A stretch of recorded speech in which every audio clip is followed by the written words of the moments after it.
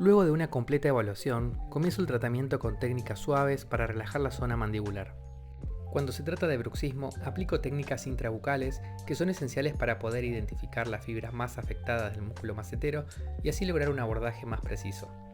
En caso de una disfunción de la ATM, las técnicas están dirigidas a los músculos pterigoideos que guardan una íntima relación con el cóndilo mandibular y el disco articular.